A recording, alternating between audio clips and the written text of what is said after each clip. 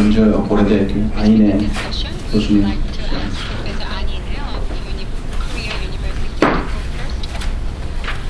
네, 감사합니다. 우선 국가안보전략연구소에서 아주 시적절한 국제학술회의를 열어서 우리가 이 문제에 대해서 깊은 생각을 하고 함께 의견을 나눌 수 있는 자리가 되었다고 생각합니다. 우선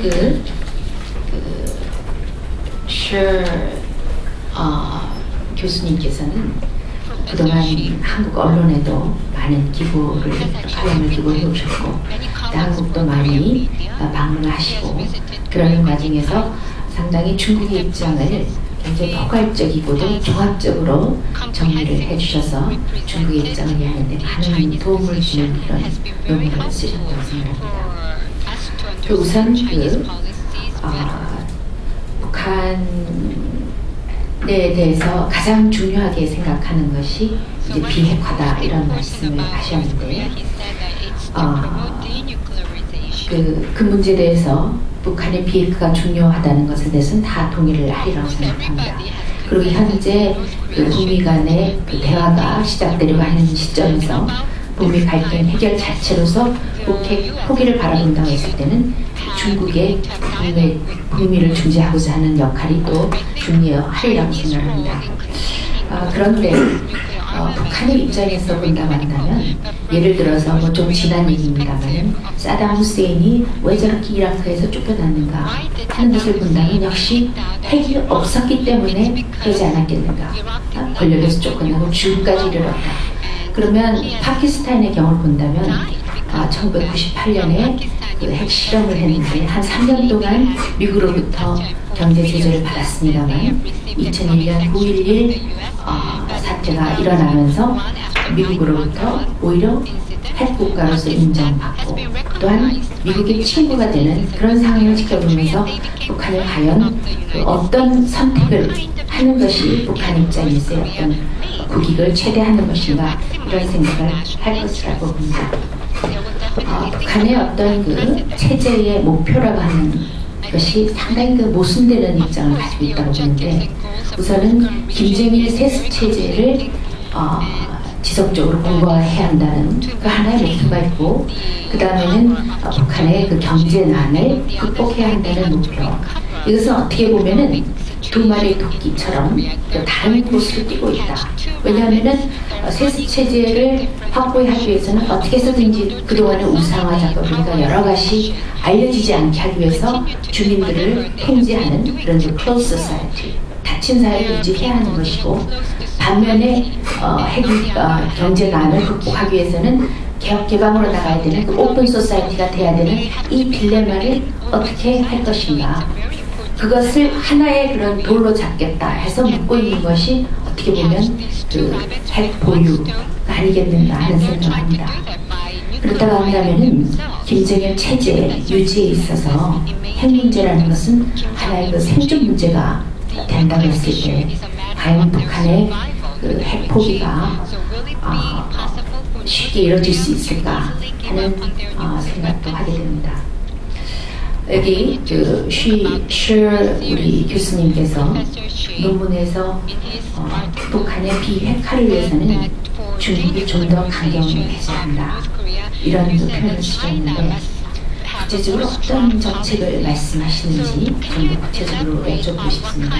뭐 예를 들어서 이번에 육자회담에 참석을 하면 좋겠습니다만 만약에 북한이 지금 북미 대화를 통한 어떤 해결 노력을 추구하면서 육자회담을 참석하지 않는다고 한다면 중국이 어떻게 해야 할 것으로 생각하시는지 또한 중국 정부가 또 우리 교수님의 생각과는 달리 실제적으로는 어떤 정책을 현실적으로 추구할 것인가 하는 것을 좀 여쭤보고 싶습니다. 어떻게 보면은 결국 논문에서 말씀하셨습니다만 적대적인 북한과의 관계가 중국의 이익에 부합하지 않는다 하는 점에서 본다면 결국 대북 관계는 향후 나빠져서 결정적인 타격을 받을 것을 원하지 않는다면 우물쭈물 혹은 무슨 strategic ambiguity에서 보는 무한 상황으로 그냥 넘어가려고 하는 것이 아니라 이런 생각을 해볼 수 있을 거라고 봅니다. 그리고 중국의 그 대북 제재 강화에 있어서는 정말 어떤 상황이 된다고 했을 때 구체적으로 중국의 대북 제재 강화가 이루어질 것인가 하는 것인데, 어떤 시점에 중국이 더욱더 강경해져야 한다고 생각하시는지 상상력이랄까요? 그런 것을 좀 듣고 싶습니다.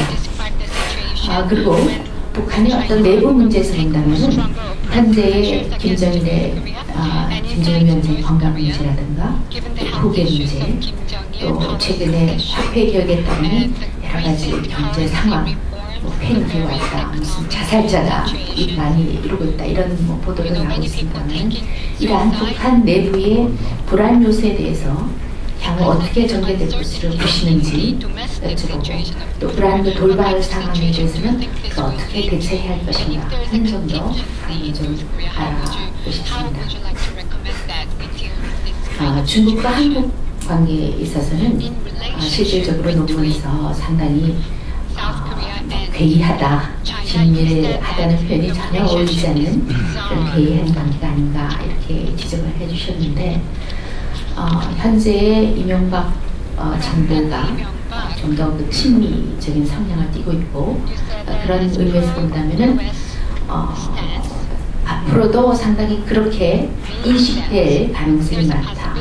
그렇다고 한다면은 한국과 중국 사이에서의 전략적인 대화가 가능하고자 한다면은 역시 양국 지도부의 인식의 틀이 바뀌어야 되는 것이 아니겠나 이렇게 생각하는데, 한국의 보수 정권이 당분간 더 미국 중심으로 갈 수밖에 없다고 했을 때는 중국의 태도가 상당히 중요할 거라고 생각하는데, 이런 점에서 우리 한국 정부에 좀 어떤 그 정책적 어드바이스를 해주고 싶으신지 한번 여쭤보고 싶습니다.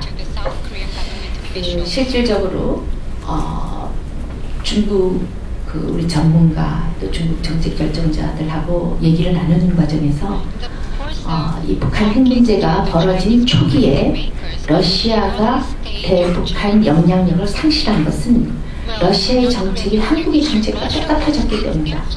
그것은 곧 중국으로서는 한국의 말만 듣고 미국의 말만 듣고자 하는 것이 아니라 북한의 입장도 충분히 감안하는 어떤 나름대로의 균형을 취할 수 있을 때 중국의 대북한 영향력도 유지될 수 있다고 판단하고 있다고 생각합니다. 그런 면에서 현재 이런 중국의 지금 논문에 써주신 대로 중국의 이런 상황 인식, 또 인식에 따르는 그런 정책적인 옵션에 대한 깊은 이해가 상당히 중요한 시기라고 생각하고, 그런 의미에서 우리 슈어 교수님의 논문을 잘 읽었습니다. 감사합니다. 다음에는 한양대 유희문 교수님